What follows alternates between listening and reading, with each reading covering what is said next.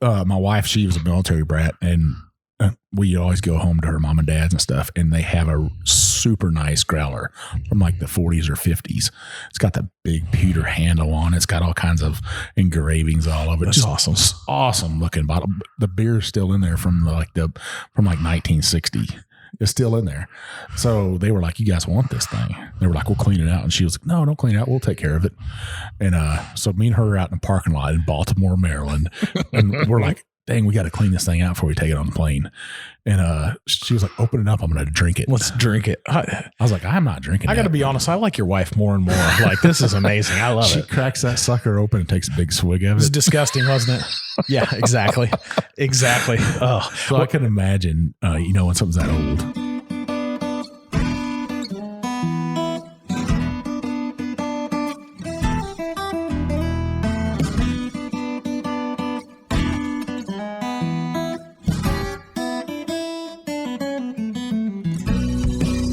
Welcome to another trip down the Bourbon Road with your hosts, Jim and Mike. So grab a glass of your favorite bourbon and kick back. We would like to thank Tommy and Gwen Mitchell from Logheads Home Center for supporting this episode of the Bourbon Road. Find out more about their fine rustic furniture at logheadshomecenter.com. Hey, this is Big Chief from the Bourbon Road, and I'm up here in Newtown, Indiana. I'm about 45 miles northwest of Indianapolis, and I'm at Old 55 Distillery, and I got Jason Fruits, one of the founders and owners of this distillery. Jason, welcome to the Bourbon Road, man. hey, thanks for having us, man. This is awesome. Man, I tell you what, we're driving up here, and you get off 74, and there's nothing but corn. I was worried Everywhere. about, like, children were going to just come walking out of the fields. Corn and soybeans, like nonstop from here to Iowa, nonstop. That speaks to my age, children in the corn. Yeah. I love it. I love it. So you got some whiskeys for us to taste. We did a tour of your facility. We're going to get into all that and stuff. But, most of our listeners know Big Chief likes to get straight to the whiskey. Pretty serious about that. So what's our first pour? Heck yeah. So this is kind of what we're world famous for. So we make the only 100% sweet corn bourbon on the planet. So this is corn on the cob sweet corn, just like what you eat all summer long. 100% corn mash bill on this. The difference is, once again, that corn, like what we messed with out on the production floor, is corn on the cob. So we actually eat this. I jokingly say my 9-year-old does everything he can to eat the 14 acres by himself every year. He never even makes a dent in it. But it's super interesting, super unique. So this is, I call this dessert bourbon or corn brandy. It reminds me more of brandy than it really does bourbon. Super unique. Once again, kind of the big difference there. It meets all the requirements to be bourbon, is using that different commodity in 100% corn mash bill. Number 3 charged barrels, aged for, we're up over 3.5 years now. Really thinking about bonding this product. The problem is I sell this out in like weeks when we release it. So this is 80 proof. 80 proof on purpose, because I don't have enough of it. And so I need to put as much water in this. People always ask me, we actually do have a bottle, a barrel that Big Red is coming out with here in Indiana, barrel strength, because we released this as a barrel strength product about 2 years ago, and it sold out in about 2 hours for $200 a bottle. And this is, it's going to be pretty close to that with Big Red. And they talked me into selling them a whole barrel at cast strength. So we're just waiting on labels, and that will be out here in the coming months. But this is probably our most unique, interesting, like I said, what makes us world famous, So Big Red is not the chewing gum or the Big Red soda. That's a liquor store. This is Big Red Liquor Store. Sorry. Big Red Liquor is the largest liquor chain in Indiana. They're a monstrosity. Yeah. So let's get to this. Yep. Knows it. Very corn forward. Oh yeah. I'll get a lot of estery magic marker on the nose. Oh, get a little bit. You say that. That not magic marker, but like that dry, I guess magic marker, dry erase marker. Yeah. I don't know if is that a good thing that you get dry erase marker? I don't like it at first. I'll be honest with you. Get a little bit on your palate, take a sip of this, and then re-nose it. And you will just get, it is Bubblicious bubblegum, man, just through and through and through. So the front of this gives me I'll get this Cracker Jacks in the middle. I get this buttery, oily popcorn. And then at the end is just this, like when you pull open, I mean, everybody's done this. You remember playing baseball when you were a kid, you open that wrapper of Bubblicious and the powdered sugar and that smell, that is the finish on this. And it's just super unique. It's awesome. So when people argue and say it's not bourbon, bourbon's only got to be 51% corn. Yes. So there is no argument that this is bourbon. This is absolutely bourbon. It's just, to me, taste profile wise, I mean, I'm a bourbon lover. I love bourbon. But this doesn't necessarily hit my bourbon spots, you know what I mean? But it's something totally different. It's just a super smooth, like I said, a corn brandy is, if I had to, we jokingly call this our, spotted unicorn. It's just kind of taste unlike anything else, and it's delicious, and people just kind of go crazy about it. So I would say this is like Aunt Jemima syrup, almost syrupy. I'm trying to think of something else in my mind when I'm not a burnt syrup. I don't get burnt, and it's got very light in color than most bourbons would be and stuff, like a more traditional, like Irish whiskey color to it. And that's the 80 proof too. Yeah. There's a lot more water in this. So I always say, if Irishmen drank American whiskey at 130, 140 proof, could you imagine? Yeah, it would be, not good. So Jason, when was Old 55 started? When were you guys founded? So corporation 2013, started distilling in 2014. So all right. Now, how'd that come about? So you're a Purdue graduate. We're about 30 minutes from campus right here. My mom went to Purdue. Just always wanted her kids to go to Purdue. My little sister, Ashley, that you just met, she went to Purdue too. I wanted to go to engineering school. I was a pretty good athlete in high school, and where am I going to go?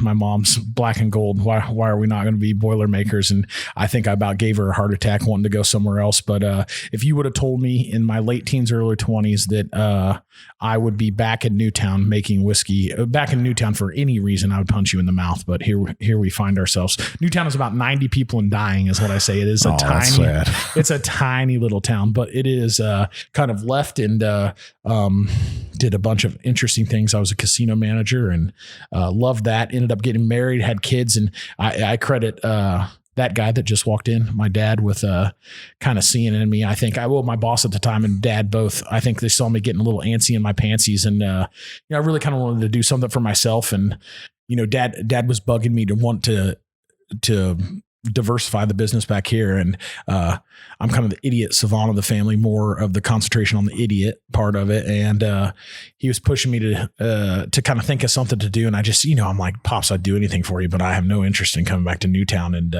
my actually Ashley's twin. So I have a little brother they're twins. And he gets all the credit for getting me started on all this, because he's like, well, we've had this family joke. My dad, he doesn't drink. He's never had a sip of beer or liquor in his life. And so my little brother says, well, let's do the distillery. And I was like, well, that's sexy. You know what I mean? Like, who doesn't want to make bourbon? That sounds amazing. So we started dragging Aaron, Dad, and I started going around the country to all these craft distillers, and I'm a bull in a china shop, asking questions. I mean, I'm very much like your partner. I'm scientist nerdy. You know what I mean? Like, I'm just soaking everything in, taking every bit. Hey, what's your fermentation temperatures? What are you using? All these things. And people are like, oh, well, I don't know if we could answer that. I'm like, well, you don't have to tell me, but I'm not going to steal anything. I just want to, and distillers are great people. I mean, most of them, like that bourbon culture, everybody wants to share everything. Yeah, share it. I mean, and here's the great thing about bourbon is, we could set you guys up in Louisville and you guys could follow my exact recipe and the bourbon would be totally different, because we age it in a different spot and there's different atmospherics and the water's different and all these things.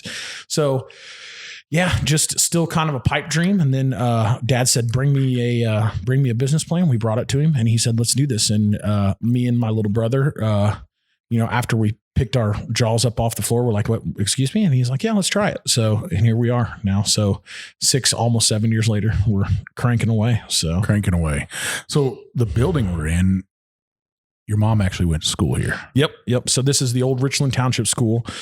So we renovated in 2009, once again, with no like this wasn't even a pipe dream. I mean, I didn't even think about it. So Dad was using it for a little bit of warehousing, and we basically, so the front half of it, where the production space is in, is where the old 2-story gorgeous brick building used to be. And then on the back half that was added on in 1942 as a WPA work project from World War II. Both my grandpas played high school basketball in there. It's super cool. You guys saw it. That is, we saved that. So the gymnasium's there. We use that as a warehouse, just empty barrels. That's where all your empty barrels are. Empty barrels, empty glass, all kinds of stuff. And then underneath that, what's cool is we age all of our spirits underground. So now what's the temperature inside that basement? So ground temperature about 56. So if it's negative 20 outside, it'll get it to about 50 degrees down there. That's all the colder it will get. And then if it's 110 outside, it'll get up to about 66 is the warmest I've ever seen it. And that's down there. it. 16 degrees is about all it sways back and forth. So you might actually have something like Scotland where you don't That's have exactly that right. range Yeah. in temperatures and stuff. No. So that is most of the experts that that we've brought into that's the best way that they've explained it. I mean, if you think about but here's the difference too, and this is why it's so unique, is we're not on the same parallel. So it's a totally different. They're way farther north than us. Sure. So it's still different there. It is just a super unique environment to do it in. I mean, we're getting perfect examples. What I told you when we walked up. 99% of our barrels are overproofing. I would have never, if you would have told me 7 years ago I'd have an overproof barrel, I'd been like, there's no way. There's not enough movement, temperature differentiation, and that's what's happening. And the reason for that is there's a lot of moisture down there. The humidity is actually moving more spirit down there. And it's very, just very cool. You're not playing music to it or anything like that. No reggae music or anything like that. Nothing crazy. So, yeah. So your angel shares, and I'm sure our listeners would be fascinated with this. What's your angel share? So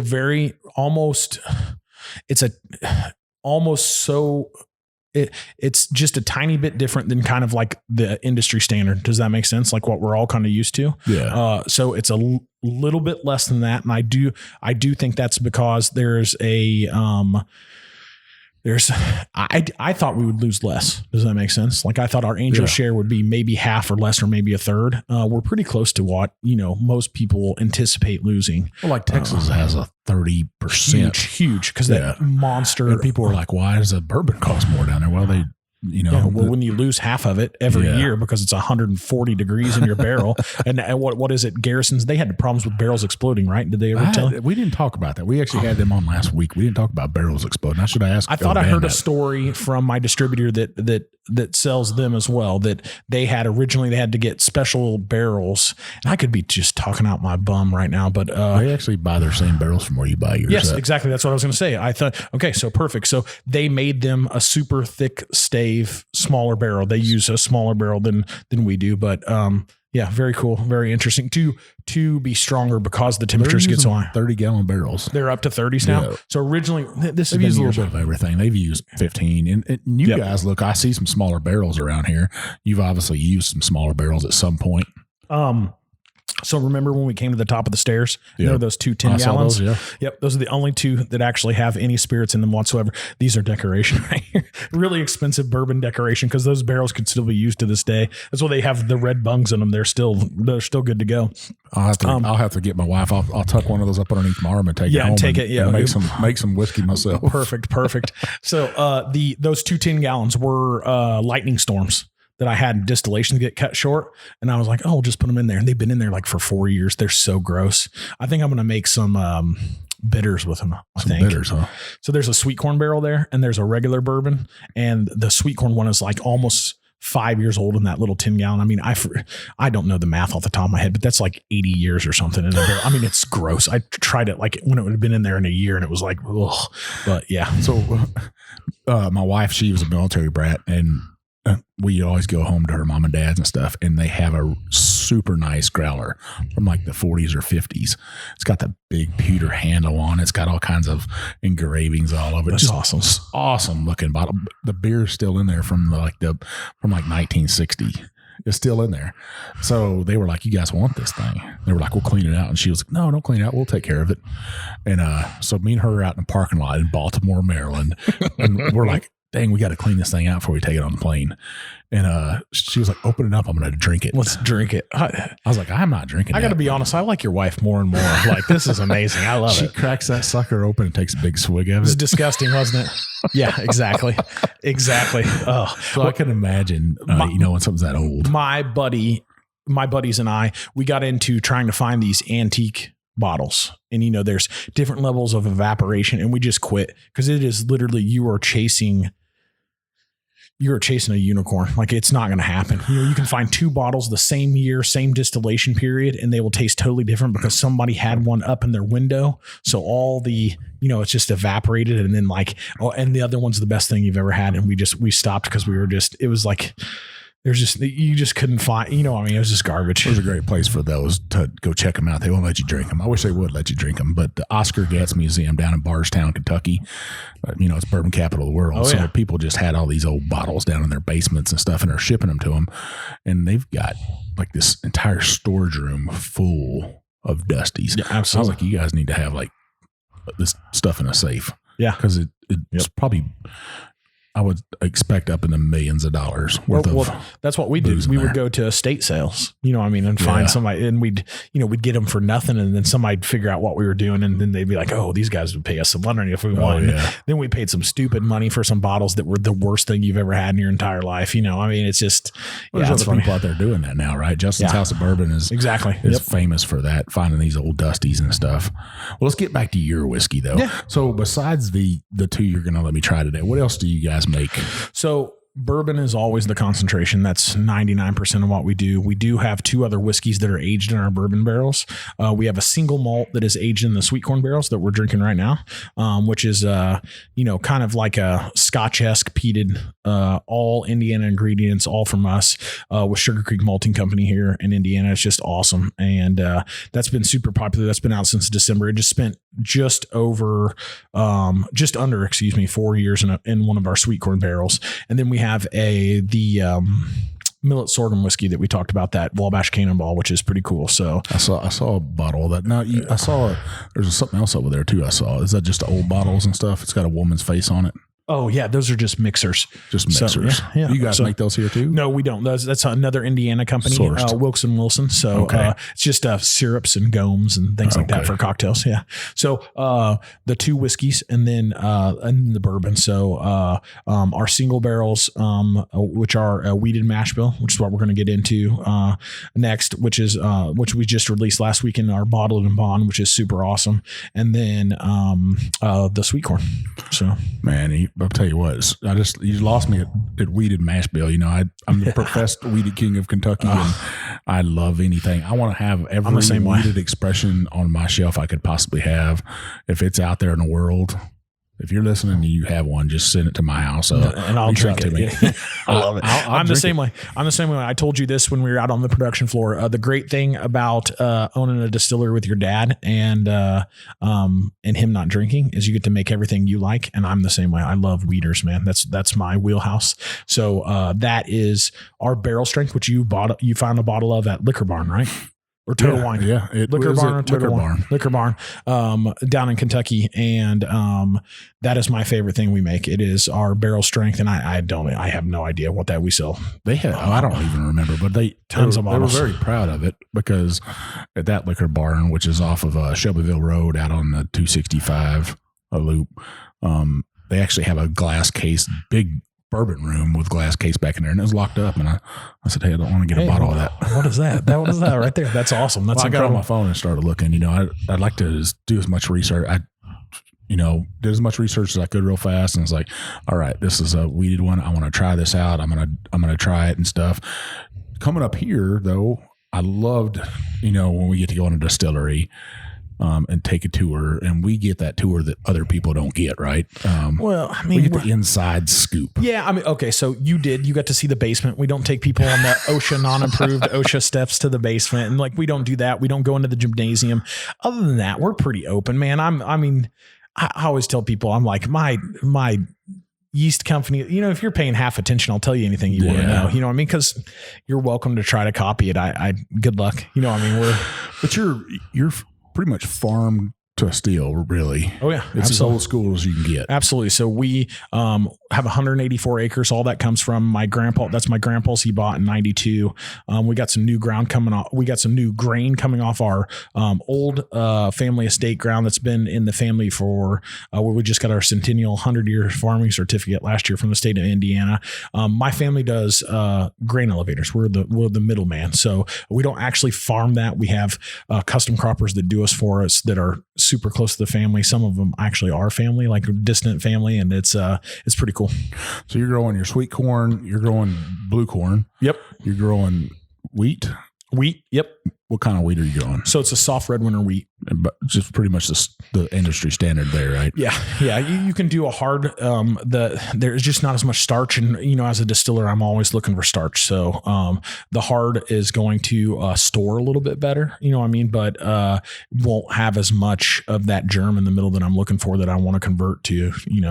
That sweet, delicious caramel chocolatiness that we all love. And what about rye? So no rye. The closest we have to a rye product, and this is, it all comes back to, once again, my dad not drinking. So rye whiskeys are delicious. The problem is they're just, man, I don't want to say this because a lot of people listen to your stuff. So I'm not a fan of most rye whiskeys. Does that make sense? Everybody has their taste. Yeah. I used to be that way, but the more distilleries I go to, the more I taste. No, exactly. I like ryes. They're sweet. Ryes can be delicious. I just think that from a distiller's perspective, Michael Veach will say this, and I agreed with him completely. So a lot of people say there's spice in rye, and I don't think it's spicy at all. I can show you, I can distill things that are spicy, and you'll be like, oh, that's spicy. And I'll be like, exactly. That's not what rye tastes like. Rye is sharp. Does that make sense? It adds that sharpness to it. That's what him and I will always agree to. I don't. So I think there's two different kind of spices. There's a barrel spice. Yep. And then which is more heat. And there's a grain spice. Yeah. Yep. The kind of spice rye will give me is it's on your tongue. The kind of good barrel spice is in your chest, kind of heat. And so I agree with you 100%. And but I would say it's two things. So that heat in your chest is a distillation. That's from pure distillation. The spice on your tongue and what you're thinking of spice, I say it's sharp on my tongue. Does that make sense? It's it's got that sharp, when I say that, and that's what Michael and I'll say, and we'll talk about this and we'll get on our soapboxes and agree with each other, is like, it's not spicy, it's sharp, and that's not good. It's a good taste factor. Don't get me wrong. Rye bourbons, high rye bourbons or rye whiskeys done well are delicious. I just think that it's very easy to make a poor rye whiskey and then blame it on that poor rye and say, oh, it's hot. And I'm like, no, this is just hot. You know what I mean? Like, it's just a bad distillate. You know what I mean? This is just bad whiskey. Like, sure. And you're blaming it on the rye. Rye done right, delicious. So we've never done it because I just didn't want to, but we have a whiskey that's aged in our bourbon barrels that is just an American whiskey that's called the Wabash Cannonball. And that is a millet sorghum. So I say sorghum is like if corn and whiskey had a baby, it would taste like sorghum. So it's sweet, but it's got that sharpness, that spice that you associate with rye. And what the hell's a Wabash? Okay, so Wabash Cannonball is a train. It is actually, most people know it for, it's famous for being this old folk song that Johnny Cash made famous. Guys, listen to it on the way back. It's a great song. So the Wabash Cannonball was a train, like I said, that ran from St. Louis to Detroit direct, and it's kind of all things my childhood. So the Wabash River is, I don't know, 3 miles away here, which is what the train was named after. Wabash College is in Crawfordsville. It's a huge deal. The Purdue Boilermakers were, a lot of people think that Purdue Pete is our mascot, and that's not true. We have the largest mascot in the world. It's the Boilermaker Special. It's a train. It's a big train. That's the mascot. Purdue Pete is just like he's not even actually an official mascot. It's just something that you can't drive a big train around the football field. Exactly. You just run people. Exactly. So that is kind of all things childhood and local, right? Is the Wabash Cannonball. So you named a whiskey after it. I named it. Yep, exactly. So, and that whiskey is that millet sorghum, just super unique, fun, delicious. Now explain to our listeners what sorghum is. So sorghum is basically, so if you are, is a bushy head grain. So they grow it a lot in the South. Great they make a lot of molasses out of it because there's a lot of great starch content, and you can grow it on ground that, so in agriculture, we're always looking for efficiency. So, on all this flat, dark earth that you came up to when you drove this way and saw all this, they're going to grow corn because we can grow more corn than anything else. In southern Indiana, through the hills where it's a little harder to grow corn, 10-foot tall corn on, you will see sorghum. It is a lot more grown down towards Kentucky. So you can use it for silage, feed crop. A lot of them, like I said, a lot of them make molasses out of it, so they'll convert it to straight sugar. So you could make a lot of people make sorghum rums because it's the molasses straight from the molasses. So delicious stuff. And like I said, I say sorghum is like if rye and corn had a baby. So it's sweet. It's very sweet, but it has this nice spice sharpness to it that you associate with that. And then millet is the little balls and birdseed. And so it's a weed anywhere else. We buy this from North Dakota is where it comes from. And it is, it's actually very rummish. So I say if you took like a OBSV, Four Roses barrel, and you rum finished it in like a rum agricole rum, that's kind of what this Wabash Cannonball tastes like. And it's very interesting. When we thieved it, everybody was like, what's wrong? This is delicious. And I was like, it just tastes like high rye bourbon. I wanted it to be like super unique and fun. And the millet on the end does add something to it that is definitely not bourbon. You know what I mean? But the front end of it is like high rye bourbon, delicious. It's good. So you're doing some mad science up here. Something definitely mad. I don't know about science. So yeah. Well, to me, that's, you got your bourbon, you get your standard stuff. You never sourced from anywhere else? No, never sourced. Everything's been here. Everything's been here, and we've never OEM'd either. So we've been asked a bunch to make for other people. It's just not something, I guess I should never say never. You know what I mean? Because I have no plans on making whiskey for anybody else or ever buying whiskey from anybody else. But, I guess I've learned in 7 years now just to kind of, I said I'd never do that. And now we're doing that. And, it's just fun. It's interesting where everything leads you. It's kind of crazy. So you're still, how many barrels are you putting out a week? So 10 plus barrels a week. All right. Is what we're doing. So Monday through Friday, we have a lot more production. We're at about probably less than a third of production of what we could if we were just hammering out nonstop 24 hours a day, which we could. With this new expansion I showed you, we can really start to hammer out lots if we want to. But it's more about it's just me. I'm the distiller. You're right around 500 to 600 a year right now. Somewhere in that. That's probably pretty close. And that's 30-gallon barrels. Yep. So, still a craft distillery at heart. Artisan distillery, as Michael Veach likes to call it. Yeah, absolutely. Artist. That's pretty awesome and stuff. Well, Jason, we're right up against our break here and stuff. I'll finish up this corn whiskey here you got before me. The sweet corn bourbon, as you call it. And we'll come back on the second half and we'll get into that second pour, and I'm looking forward to it. Perfect. All right.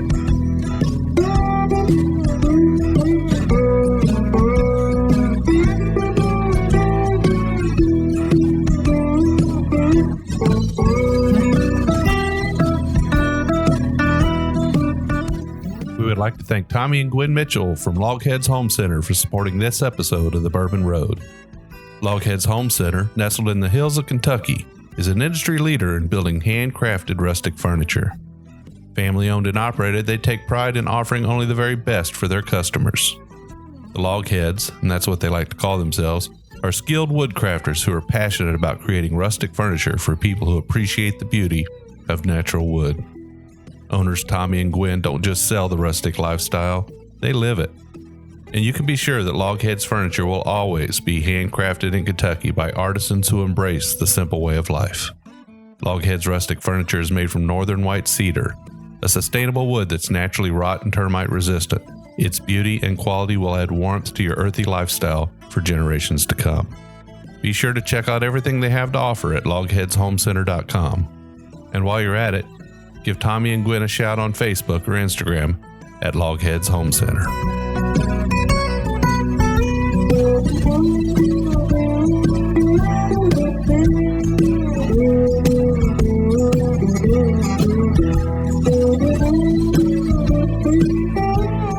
All right, we're back for our second half, our second pour. We're up here at Old 55 Distillery in Newtown, Indiana. Like I said, about 45 minutes northwest of Indianapolis. I'm with Jason. Jason, what's our second pour here for you? This is our just released bottled and bond single barrel bourbon. We just released this a week ago. So this is our wheated bourbon, 80% corn, 20% soft red winter wheat, all from the family farm. As far as I know, this might be the first ever estate grown bottled and bond bourbon ever made. So pretty cool. Wow. So it's 100 proof. 100 proof. Yep. 4 years and about 3 months in a barrel is what this particular one is. And it is it's just kind of what I've been waiting for almost 7 years to release. Is I was always pushing towards bottle and bond. I wanted to do, if we could have afforded it, I would have waited and not released anything until bottled and bond. But that doesn't keep the, Now, this definitely has that color of bourbon. Oh yeah. Dark. There's no doubt to know that it's bourbon. Yeah. And like the barrel strength bottle that you found at Liquor Barn, those are I call them darkest sin. Like they're dark bourbons, you know what I mean? But that's going to be in the 110s to 120s is where the proofs are going to be on those barrels, and they vary all over the place, just depending on whatever that barrel entry proof was. Now, what's your entry proof on? Okay, most of our barrels go in at about 112 and a half, 56.25. That's where I used to shoot early. To be honest, the real answer to that anymore is across the board. So we have some that I put in at 62.5, 125, the legal limit, and I have some that I run down. And people are like, "Well, what's the sweet spot?" And the answer to that is we're so young that like I don't have an answer yet. And if you said you have to give me an answer on where you think the sweet spot is, my answer to that is I don't think there is one. I think they're all good and different in their own ways. Does that make sense? But that the differences of the barrel proof let us go. So I already have, these are already very sweet whiskey. So usually you'll see like, I think Peerless and a couple of the young guys now are going in at 107. That's kind of like the industry standard for these young guys, which there's nothing wrong. So, lower barrel entry proof, sweeter whiskeys, already crazy sweet. You know what I mean? So I'm not going to say, I put some sweet corn down that'll be out in 2024, this past year. And it was at like right around 100 proof because it's going to get cut to 80. You know what I mean? So, but I'm like, let's see what it does. You know what I mean? Like, I don't know. This will be fun. So yeah, very interesting. The nose on this is a lot different. Oh man. Well, that sweet corn is like I said, is like a spotted unicorn. This is a caramel vanilla bomb, man. It is just awesome. So I can get that. So this is still made with sweet corn though. No, this is regular field corn. 80% regular field corn. And dent, just 60 proof, 60 pound, plus estate corn, and like I said, 20% soft red winter wheat. And it is it's pretty awesome. So you said 80-20? Mm-hmm. No barley in this at all? None at all. Nope. All right.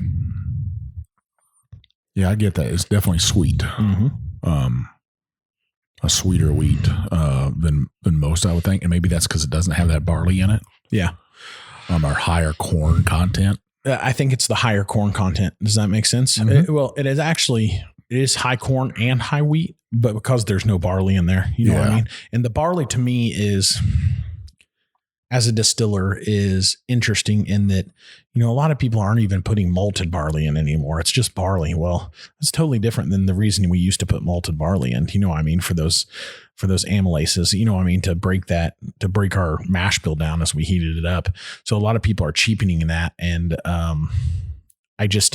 we use enzymes anyway. So why, in my first 2 grains that we had estate grown, we were growing the barley in the beginning, if I needed to switch to that, we were going to do that. But I really like this mash bill, and it was my stuff, and it's the first stuff we laid down, and I've stuck with it since because I love the product. I think it's awesome. Speaks for itself.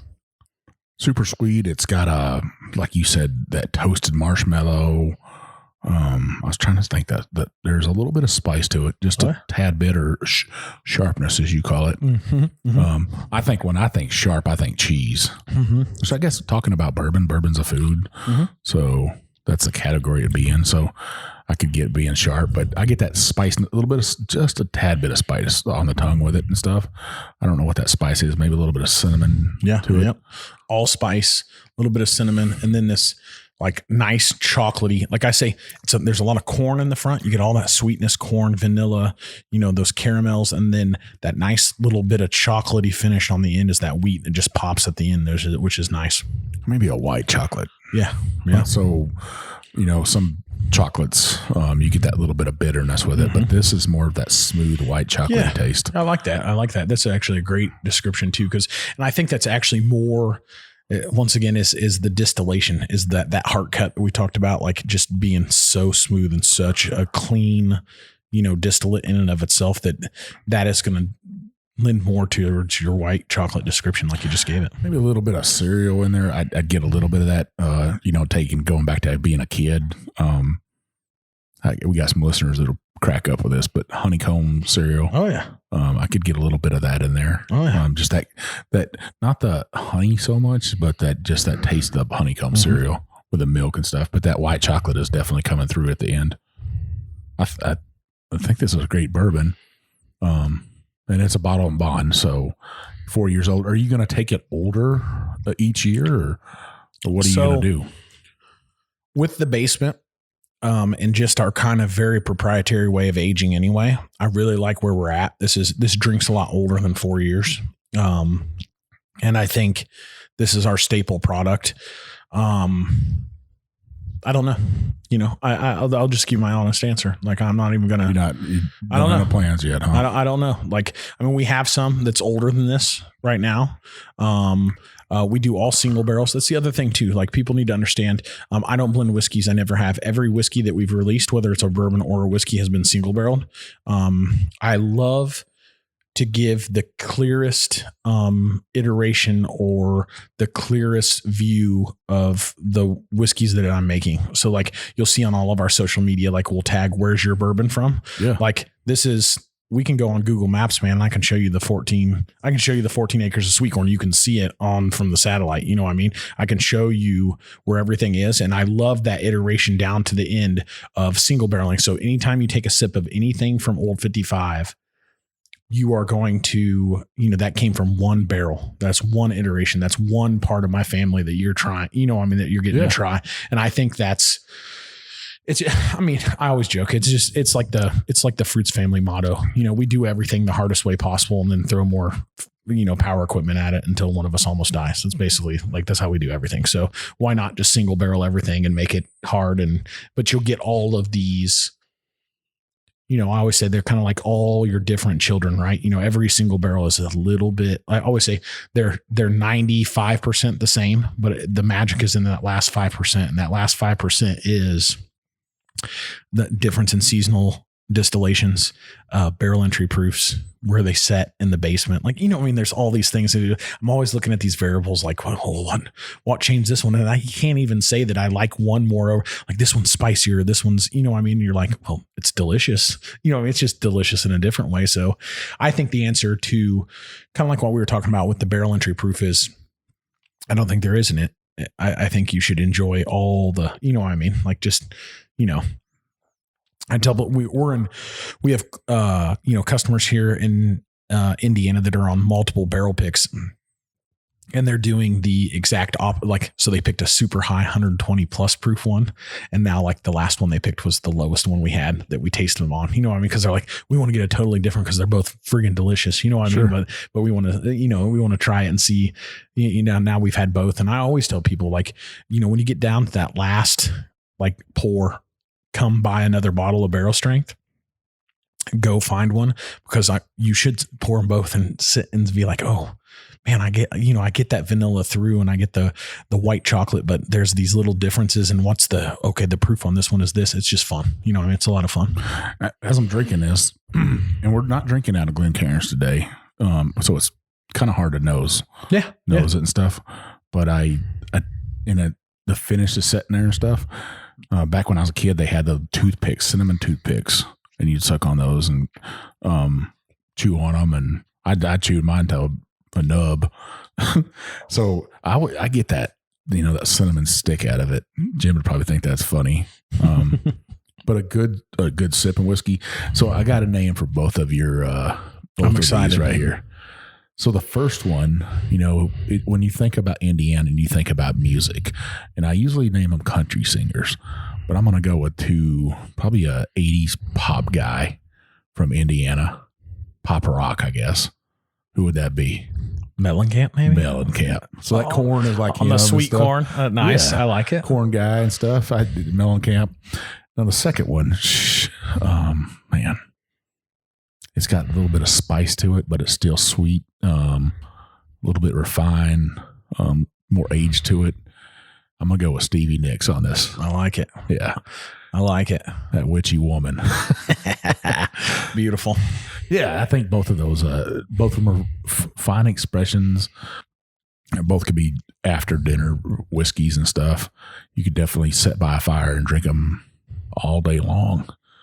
Well, we try, when you sip anything from us, we want it to, from the family, we want you to taste the quality and the time that's been put into it. And, and I think that's one thing we've done a really good job of is whenever you try anything from Old 55, you can tell there's been a lot of care put into it, So whenever somebody comes up to Newtown and they come to the distillery, what can they expect from you guys?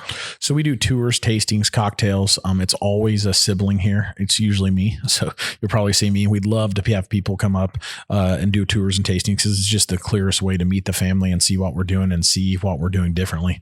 Because I it's kind of like what when we showed you guys around, I like to explain what we do. We're not doing anything revolutionary. Does that make sense? Like there's nothing at the end of the world. We're not the first to do it. We're not the first to make sweet corn bourbon. You know what I mean? Like there are other famous distillers that I'm not going to name drop that call me crazy for doing this because they know, like, I always say the redneckery that goes into that sweet corn bourbon is it's obscene, but, we're not doing anything revolutionary. We're just doing it our way. You know what I mean? And a little bit different and in a way that we can do because we're vertically integrated. And so is there a charge for your guys' tour? Or? Oh yeah. So $15 you get to try pretty much everything that we're making at the time. Tours can last I tell people all the time, man, we can do 5 minutes or you can have an hour-long tour. Like we'll nerd out. I think education is what we can do that is different. So we like to explain. I like to explain what, like I said, what we do differently. And then also if you want to nerd out and, we let you try, we almost always try to have raw distillate on the floor so you can try we got that. We got that tour today. Yeah. Yeah. So we it's just, we want to show off what we're doing. And it's, I think what we really do a great job of is it's me or one of my brothers is going to give you a tour. If you get a tour from my dad that walked in a bit ago, that's like the best one because it's hilarious. And so he don't drink. He doesn't drink, but we all kind of give a different tour. I give the dorky one because I'm the distiller. So, and I'm, like I said, Purdue grad, all kinds of nerds. So, but my brothers tell stories and it's great. And they can tell you everything that's going on. And my sister will be in here. Maddie dog is running around in here somewhere. You know what I mean? Like it's just a family business, you know what I mean? And we very welcoming and we appreciate it. We are kind of out in the middle of nowhere and we always appreciate you making the trip out to see us. But you're out here. Yeah. Oh yeah. Absolutely. And it's worth the drive. Busy. Yeah. Oh, I think it's worth it. We're busier than we need to be every weekend. So we're definitely, I guess we are worth the drive. So because we can. So what else is out here for people to see if they're like, let's say they say, I want to make a day of it. Covered bridges. Yeah. So if you go just south of here, is Park County, which is like Turkey Run State Park, Shades is, in my opinion, one of the coolest state parks, like hidden jewels that it's just super cool. And that's about a half an hour from here. Covered bridges everywhere. That's where the Covered Bridge Festival is Park County. So that's 30 minutes from here. Great. West Lafayette. So where Purdue University is about 30 minutes away. So there's everything there. But as far as right here, I mean, we really are in the middle of nowhere. So we're trying to make it more of a destination so we can, so to your exact point, when you come here, everything, there's entertainment, all the above, and we're working towards that. But, the investment right now and the investment is more about our time because I can only work so many hours a day. Sure. Is on bourbon. That's what I want to do. Is there a restaurant in town for people to eat at? There's not. What's the closest eating establishment? Closest from here is like probably like 10, 15 minutes away. And we have some good eateries and we steer them to business and we do catering and stuff here. But there are some stuff, but you're going to drive 15, 20 minutes away to get to anything that, like that we would recommend that isn't just a hole in the wall dive, Well, hey, some of the places are best places you can get food Well, at. exactly. But the best ones are 15, 20 minutes away. Okay. You don't want to go to the ones that's 5 minutes away. Well, I get your hint there. So you got your tours and stuff. Or you guys got any special events throughout the year that you're going to do? We do. We're upping those as we go. Probably what the biggest event we have is on August 29th. We have a big barbecue festival. So that is, we have multiple people cook brisket. We do cocktails. It's just a fun event. We bring people in, chefs from across the country that come in. It's just a blast. And we got some cool stuff planned. So we'll have 300 plus people. We've got Corey Cox, who's like a local. Like I told you, we're kind of like the Newtown Mafia. So my dad, we're doing the town celebration that day. So we have Corey Cox is like a country music artist here in Indiana, has written a bunch of songs that some of the big guys have sang, and he's coming in and performing. Like, it's just a fun. Any big pit masters coming in for that? So this might be the first year we have some guys that are pretty famous. We got to go down in February right before all this COVID craziness to Baton Rouge and to John Folse's to the boucherie. You know what the boucherie? I've never heard of that before. It is it's pretty cool. So it's basically a big hog cook-off, and they had some of the biggest chefs, and John Folse's, he's just incredible. And so we met a lot of guys that are like, we want to come to the barbecue fest. I'm like, dude, you can come anytime. That would be amazing. So we're going to invite some of those guys up, and so should have some good names and some pretty cool people that are out and about and pretty famous. We're just everything's on hold right with COVID. So we're kind of fun, right? Different world. So what's the future look like? What's any new expressions that, and I kind of picked your brain about finished bourbons and stuff. And we've talked a little bit about everything, but anything in your mind that you're going to think, I'm going to do this next? Man, I think the purity is in the process, and the purity and the simplicity is in, the clearest expressions. I love bottled and bond. We just got that out, possibly going to bonded with the, and our barrel strength expressions are, I think our barrel strength of this bonded bourbon is my favorite thing that I make. It's incredible. And it stands on its own 2 feet. It's as good as anything on the planet. And the sweet corn is just expanding those things and getting more and more and growing organically. Like I told you, we don't at all. We don't do marketing. It's all word of mouth, and we want people, and we're thankful and just extremely grateful for our customers, and that we have the customer base that we do because they create it for us, thankfully. And you're here, and we appreciate it. And it's awesome, man. They're actually feeding a family when they buy from you. Oh, absolutely. You're feeding your family. Literally, the only people that work here is my siblings, and I. So yeah, it's pretty crazy. And nephews and grandchildren. And yeah, when bottling happens, it's usually, my mom and dad are signing bottles. We sign all of our bottles, and, grandkids are riding bikes, and it's concrete floor. So somebody gets hurt. Always happens. There's no way getting around it, and scuffle there, and then back to bottling, and it's all fun. It's crazy. Yeah, I think you had the biggest Hot Wheel racetrack I've ever seen in my life. Yeah. Yeah, you just run that right into those barrels that were stored over there. The thing had to be like 30 foot long. It's humongous. I'd never seen nothing like that before. Well, welcome to Newtown, man. There's a survival of the fittest, right? Well, no video game. That's a good thing. So where can our listeners find you at? Distribution wise, Kentucky, Indiana, and Illinois. We aren't in Chicago proper, but that's going to happen probably this summer. Like I said, it's the nice thing about being in control of everything is we can organically grow, and I don't want to kind of throw up everywhere and then not be able to, I want to grow and be able to meet the needs. You don't want to outkick your coverage. Amen. You got it, man. Yeah. So statewide in Kentucky.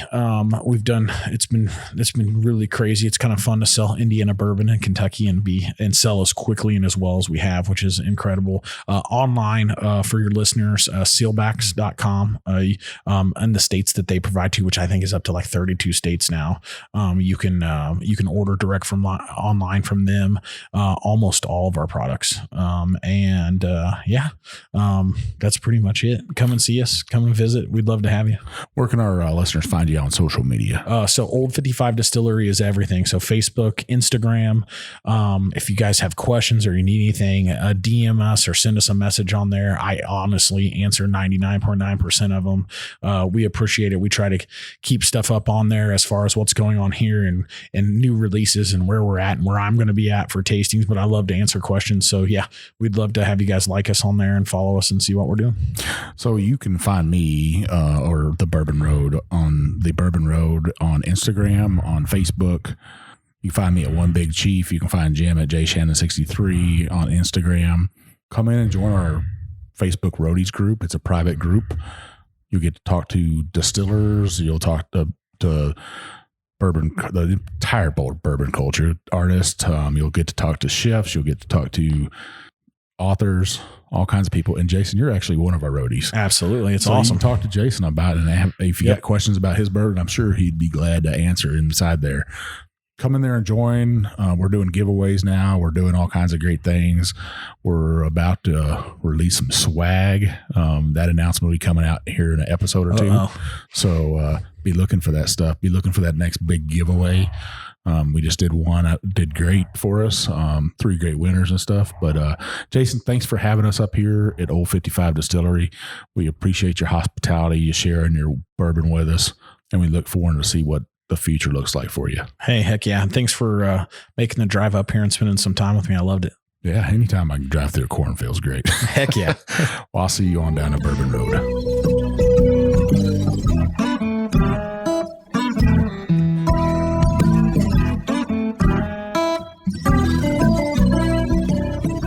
We do appreciate all of our listeners, and we'd like to thank you for taking time out of your day to hang out with us here on the Bourbon Road. We hope you enjoyed today's show, and if so, we would appreciate if you'd subscribe and rate us a 5-star with a review on iTunes.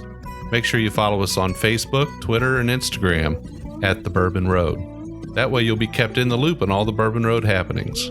You can also visit our website at thebourbonroad.com to read our blog, listen to the show, or reach out to us directly.